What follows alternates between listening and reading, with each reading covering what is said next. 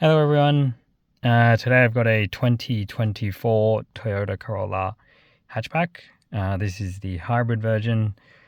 I'll give you guys a quick review of what I think about it. This is a base model. So you can see here there's a plastic steering wheel. It's not leather wrapped or anything. Feels a little bit basic, a little bit thin. It does have push button start, so foot on the brake. You can see, I'll just turn it on. There you go. First thing you'll notice, I'll zoom in a little bit, this does have now a digital display. So it shows you, I guess, all the basic information you'd expect. But I will say as well, though, there's nothing fancy. In fact, the only thing that you can really customize is that little box on the bottom. So I'm just cycling through some of the menus. There you go, you can see the energy monitor. It's a hybrid. And there are a couple of settings just to turn on and off all your safety features and some of the vehicle settings. So it looks nice, but it isn't particularly useful. I think they could have done a little bit more, and certainly on the higher grade models, you do get a full display. So on the left and right, you still see a analog temperature gauge as well as a fuel gauge, but otherwise, all in all, that is a small display. It is color, it does exist. Otherwise, for the 2024 model year, they did also change this display, and it is actually a little bit smaller than what it used to be. So it is more up to date and in line with all the latest Toyota Lexus products, which is okay, I think. I mean, there's a lot of settings here can have a look at. Let's get rid of that. So trip info, you can see the history, 4.9, some fuel consumption. You can show that energy flow, so it's a hybrid, so you can see it. Some apps, which have got none, and then some of the vehicle customization settings there. So it's reasonably customizable, which is nice, and everything is integrated into the car natively, which is good. It is a little bit small, though, I must say, and it is smaller than the previous pre-update version, which is a bit of a letdown, but I mean, this is a base model after all, so it's probably okay. Otherwise, other than that, you can see this one still at least has a dual zone climate control, which is actually a bit of a surprise given this is a base model, but you can see it does exist. The buttons feel okay. I mean, they're not particularly tactile, but you know, they are physical buttons, which is good. And otherwise, in terms of materials, this bit is soft. That's nice to see. This is soft as well, as is this bit, but everything on the door is hard, very hard actually, hard and scratchy.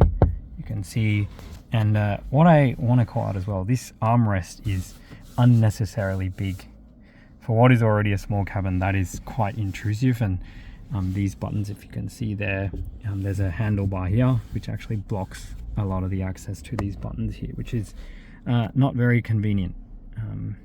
So something to call out. It does actually, though, have power folding mirrors, which is nice. It's always very handy. And otherwise, I mean, this being the base model, it is very dark in here. You've got a black headlining, black seats, with nearly no patterns. I mean, there's a small pattern here, but a little bit on the dull side. Wow, this just flops down. The glove box is lit up. It is reasonably big, which is good, but yeah, interior space is not one of this car's strengths. I'll show you the back and I'll give you a walk around outside, but maybe just to talk to how the car drives. This being one of the latest generation hybrids, it's got the lithium battery in this one. It feels a lot more powerful than the pre-facelift. It actually feels plenty quick enough for day-to-day driving. That low down torque definitely helps. So from a power and refinement perspective, it is very good. Very quiet as well, given most of the time it's running on battery power. Otherwise, in terms of steering, it's very, very smooth. I like that the steering is very consistent.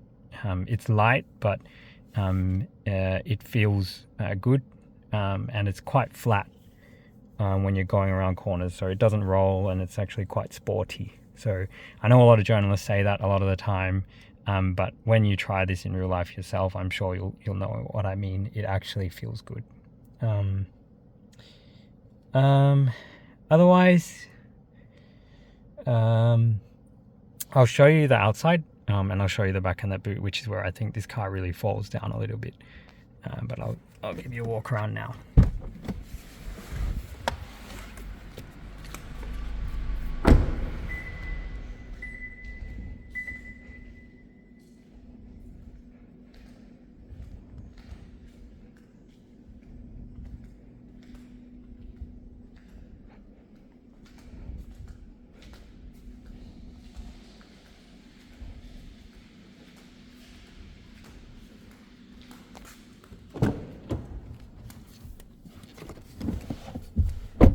So here is the back.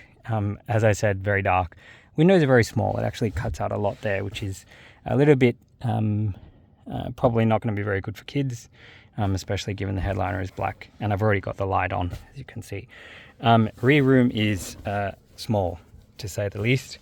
Let me turn the flash on. You can see I've got basically one fist length from where I'm sitting in the driver's seat, and I'm not tall. I am average height. There are also no rear air vents here, so it's pretty basic, I'd say, behind here. Don't expect too much. You do at least have an armrest, which is nice, and it doesn't rest on the bottom, so that's pretty nice to see. And then I'll just quickly show you the boot. No surprise, it is very small.